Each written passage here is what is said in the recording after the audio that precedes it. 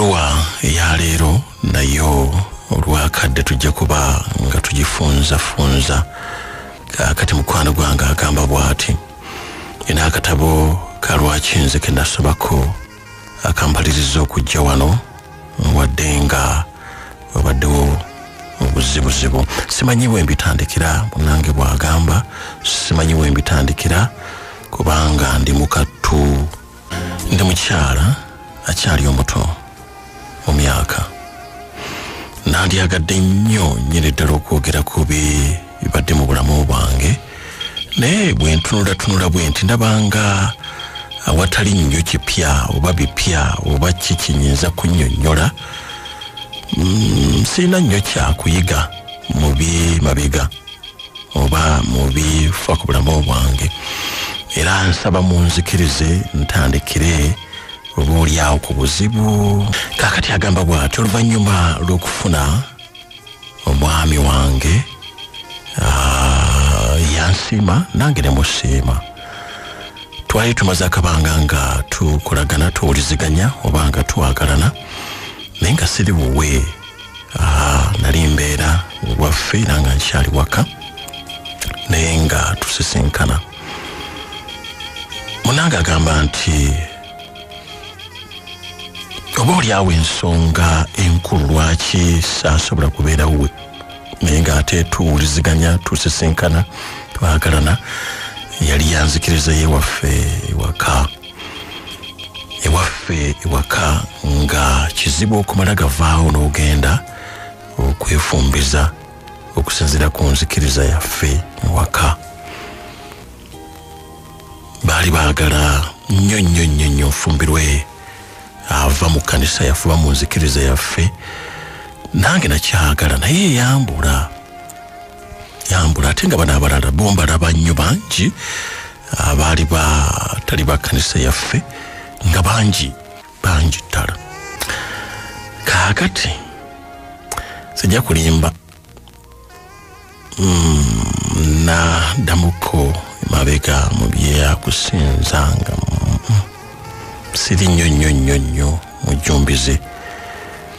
mujumbize newankubadde nga munange oli nali ngezaako kumukusikiriza abeere w'ekkanisa yaffe naye ate naye nga nsika naye nakkiriza nti ajja kubeera era ng'alaga nti enjawulo si ey'amaanyi nnyo kale ng'alaga nti si ey'amaanyi nnyo naye ng'alaga nti ajja kukkiriza ajja kujja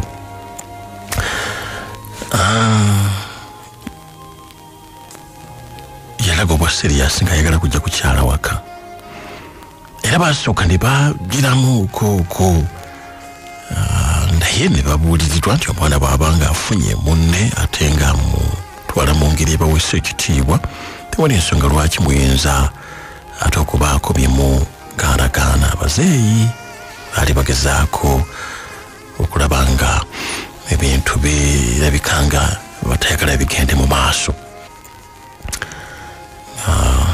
naddala taata yayitayagalira ddala nga yawulira yagala muntu wa kkanisa ate ke yali alabye nga nange amaanyi gagenze ganzigwamu yali abiganye naye bwe yabuulirirwa waliwo omuntu omu mwami gwawuliramu ennyo mwami ono omuntu wabuvunaanyizibwa ate ensonga zazikwata mu ngeri ya kikulu era musajja mugezi ddala njagala nnyo abagezi ate nga bagatta ebyo manyi amagezi okutegeera n'okumanya yuzi twali wano ne omuto wange n'abyawula mu kuyiga kwe twali mu ABC ku Sunday naye ngaayi n'abyawula mu kugwono ate nenyongera okubitegeera nange okubyewuunya ng'obitunuulidde nga byonna bikulu bituufu newankubadde waliwo ekiyinza oba okusooka kinne waakyo omwami ono alina engeri gye yakwatamu taata mu ngeri y'amagezi ng'amuyise wala wanga era ebigandidde ddala naye ng'amuyise wala genda okkakkana ng'akkiriza taata ng'akkiriza newankubadde yakirabanga agenda okuswala mu b'ekkanisa naye oluvannyuma lw'okubuulirirwa yakitegeera era nakkiriza. Kaakati munange omukolo gw'okwanjula ne gujja kubaawo ate ne gubeera bulungi ddala. Yes, so nga n'embaga teyalagibwa mu bbanga lyewala, nayo ndeeteekebwateekebwa era nebaawo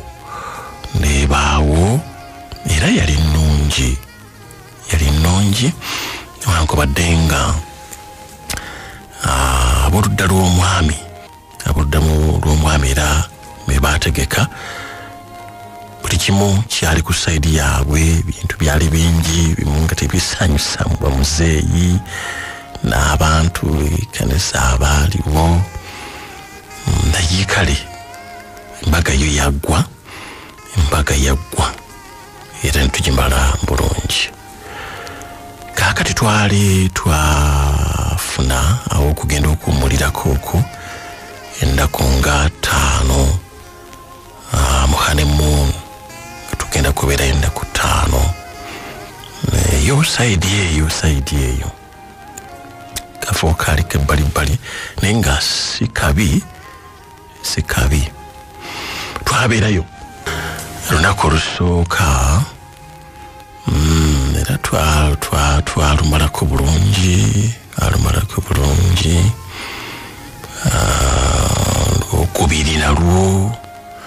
Kaakati twali tulina kubeerayo ennaku 4 naye olunaku olukeesa olwokubiri kiro twasooka ne tubeerakaawo ne tulabako bayimbi abayimba abo kubanga waliwoko ngeri y'ebintu ebibeerawo tubeerabeerawo kaawo. Twamala ne tugenda tuli ekiggulo kyaffe ne tugenda mu romu yaffe. Kaakati twali twakabeerayo bbanga lyali ndowooza wa ssaawa nga 2 kyeŋŋamba kuva lwe twayingirirawo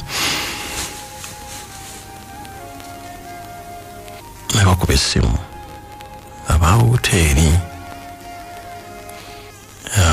ng'owayagala kwogeramuko n'omwami. Kaakati mwami n'afuluma era ogenda okufuluma ate ng'oyo ali awo oli yakuba essimu yali mulala naye nga azze okugaa naye ali ono ku mulyango gwaffe. Kaakati ava amugamba nti sebo twagala kwetonda amukkirize tubawe roomu endala. Roomu eno twagibawadde naye nga waliwo nnyiniyo. Kati omwami ekyo n'atakikkiriza nti roomu zonna zeezimu twagisuzeemu era mwetuli ate lwaki ogamba nti waliwo omulala yegisasula. Kati omwami n'asooka ayogera mu bukakkamu ng'agamba nti tukkirize tukyuse, basobola n'okutuwa esingaka kweno naye tukyuse. Omwami n'akalambira nnyo nti naye lwaki ani oyo kiki? Omwami yagezaako, omwami n'alabika nga agaanye era nawulira nange namuvaako omugongo wano nga mpulira. Omwami n'agaana tuyingira. Kati tusigala nga twebuuza gy'ogonna baki eri. Bintu byaffe twamaze dda okubiteekaawo buli kimu, kati tubitambuze tutya ate tugende mu rumu endala. Ani oyo era asasudde ssente mmeka? Twayompayompa mukaawo ffekka olinga agenze. Naye korona oli yakonkona bukonkonyi, teyakuba na ssimu yakonkona bukonkonyi. Tubuuzaani gamba nti maneja.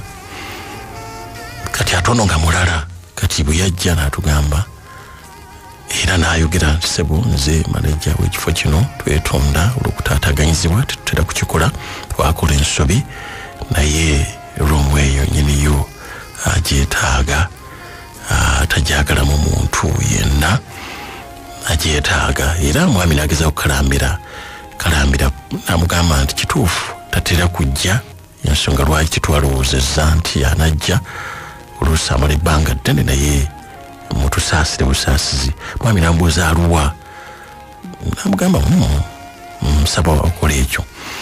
Namunyonyola ebintu byaffe ebiki nakangenda kuwawa abantu abagenda okubayambako byonna bye mwagala. Nembadde nsaba obutasukka dakiika seyatuwa tubeere nga tugivuddemu, ne batuwa n'eddakiika.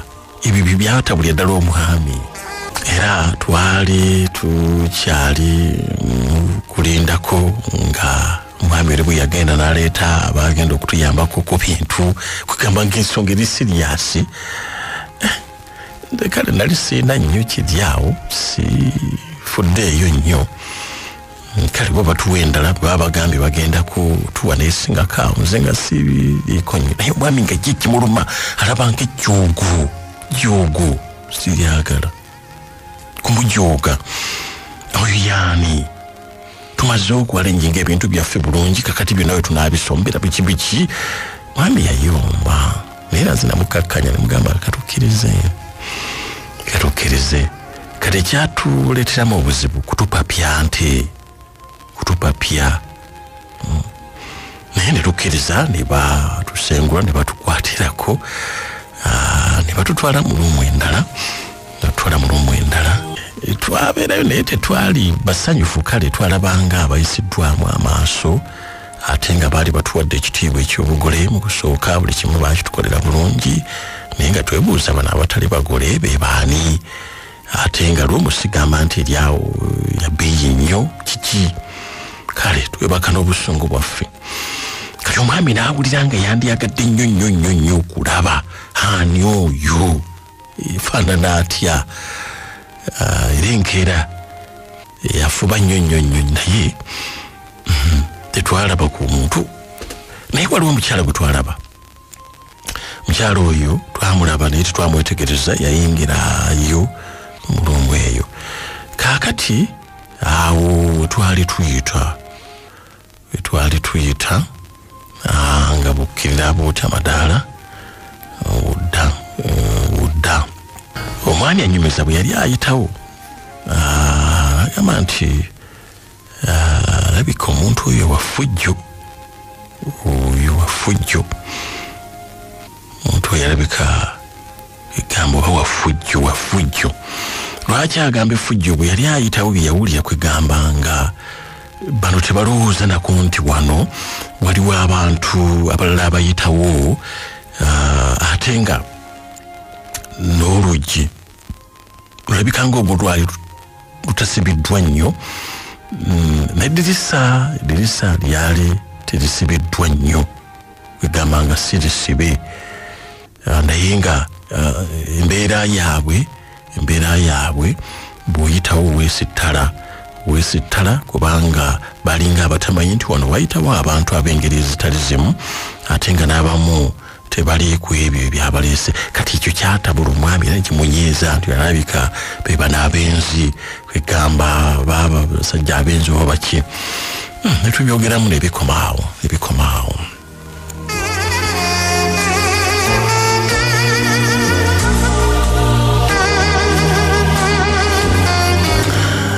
Kaakati nze eri wansi navaayo mangu nezijja eno naye n'ebyokuteekateeka. Waliwo n'obuntu bwange bwe nali njagala okulaba, navaayo mangu. Mwami n'asigalayo eri wansi wali abayimbayimba n'ebirala ebisanyusa. Kaakati omwami ono kirabika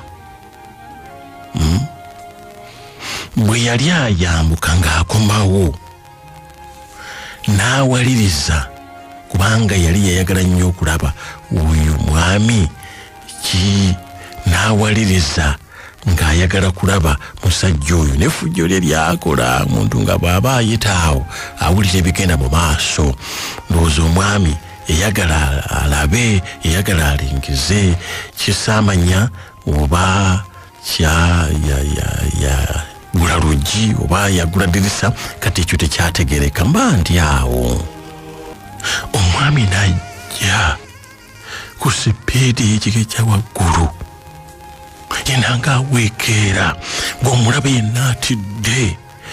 kyavangamba kyendabye mukyala abantu bana batugoba mu lombu kyendabye kakati nga tannaba kwatula kyalabye n'akanuka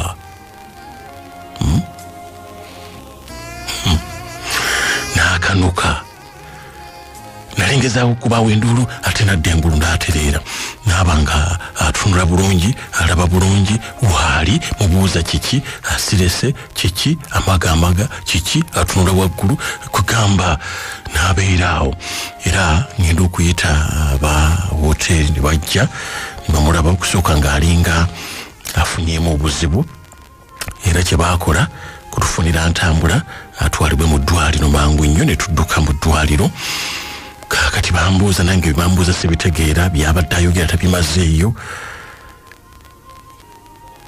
tubuuza kiki kiri mu luumu wandi bano ogenda okubabuuza bagamba ffe tetulina kye tumanyi ogenda okubuuza baani abapangisa luumu eyo ate tebaagala kubyogera gamba buli omu alina obuvunaanyizibwa bwe tetuliwo okugenda nga twogera bapangisa luumu kati ate ng'omwami ki yakomyeko ng'ayogera era awo we yakoma taddangamu kwogera kigambo kyonna atunula butunuza ati alinga atategeera tasobola kuwandiika tasobola kukola kintu kyonna abeeraawo naye mulamu tayina nti oba wano wamuluma era oluusi bw'oyogera naye abitegeera bw'aba ayagala kugenda manju agenda oluusi n'akugamba n'omuwerekeraku ebitala byonna asobola okunaaba naye kati embeera zakyuka abeeraawo ate oluusi n'abeera nga takyategeerera ddala oluusi neyeyonoonera n'okweyonoonera ate olumu n'abanga ategeera tasobola wadde okubaako kyonna kyayogera naye atunula butunuzi bw'ati n'okuwulira awulira naye ng'alinga atategeera kwegamba embeera yatusukkako embeera yayitawo bingi ebigezeddwako era ebikoleddwa n'ebimu nali siina maanyi mu byo kubigaana kubanga bali ate bo baali si bakkanisa wadde ng'ate omwami yali alabika nga ye ekyakikiriza nga alabika nga akyuse era nga yeeyita wanzikiriza yaffe era n'okusaba tusaba naye eno kwegamba ne binagezao kubanyonyola nti byonna baabigaana obaawo ebikolebwa bingi gye bamututte Wange naye embeera yagaana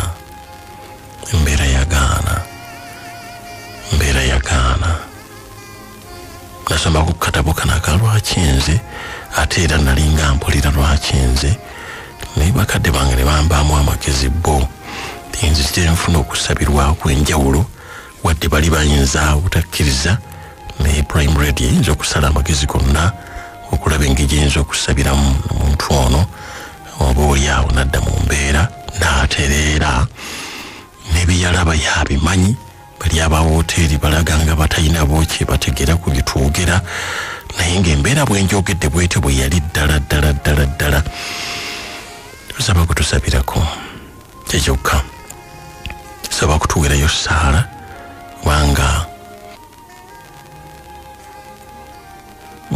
mbeera bwetyo si nnungi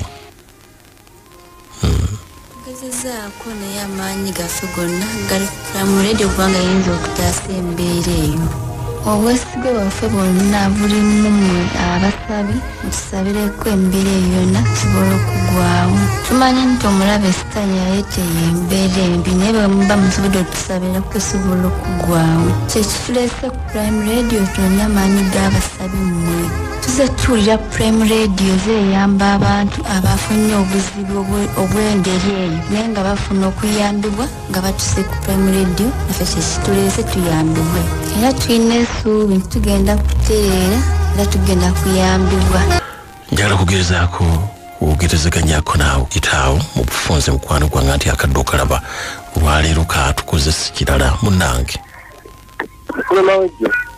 Wange sebo Jebale sebo. Sebo nawe jebaliko. Sebo webale olebbaluwa gye tusomeddeeyo naye nze kyakuyiga kyenfunyemu. Nti twewonge nnyo emikono gya Katonda. Mukadde ebifo bingi bye tugendamu naffe abakristaayo. Naye ebifo ebyo oluusi nga byetooloddwa amaanyi g'omulabo, oluusi nga baawongebwa mu ebifo byawongebwa. Oli mutuufu nnyo. Kyandibadde ky'amagezi nga tunaba kuyingira mu kifo kyonna okusooka okwewonga mu mikono gya Katonda n'okusabira ekifo ekyo. Ozi mukadde akasembayo n'ennyumba ze tuyingiramu kati wakyaliwo abali mu mbeera z'okupangisa. Oyingira mu luumu nga erimu ababadde bagirimu oluusi neyagizimba alina engeri gye yagiwongamu. Twaniwe tweteeka nnyo emikono gyaffe tunaba kuteekinga siteepu yonna mu bifo eby'enjawulo bye tutazimba na mikono gyaffe kuba abaabizimba ne tumanyi engeri gye baabiwongamu. Esebo webale nnyo. Kimanya. Oteesezza nno bulungi era ne bwe nandikomye ku gwe wekka kiteese okugamba obadde ojjeeyo amakulu g'okuyiga. Tutambulira mu bintu ebitali byaffe bitutamanyi bwe baabikola n'ebigendererwa byabyo. Singa tulifuna omukisa obaoli awo oba guli bagutya naye gusuubirwa. Bimu biyinza okuvaayo biyinza obutavaayo naye ne bakunnyonnyola lwaki baatandika ABF Adventist Business Funeral Service.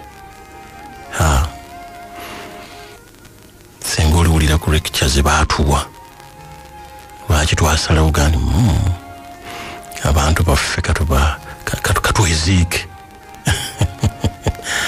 olumu bubaamu ensonga naye bw'olifuna omukisa okubitegeerako ono kyagamba nti bannange byetali byaffe wabeerewo okwegenza wabeerewo okusaba ng'okikozesa ng'okiyingiramu n'okukyetegereza fine munnange ali kusimu.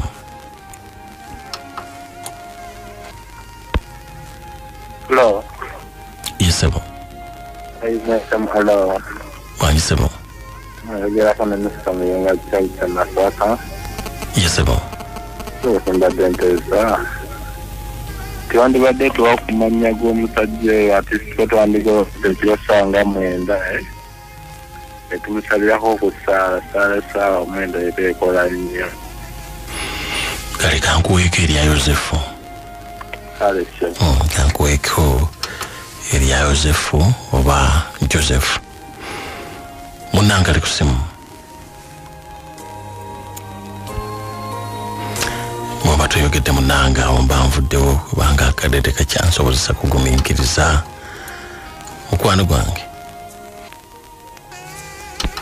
Oyo naye taliyo Prime. Tata. Wange sebo. Kulamuseza munnange. Nange bwentyo sebo.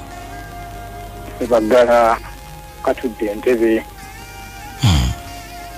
Ebiseera ebisinga tuyita mu kusoberwa.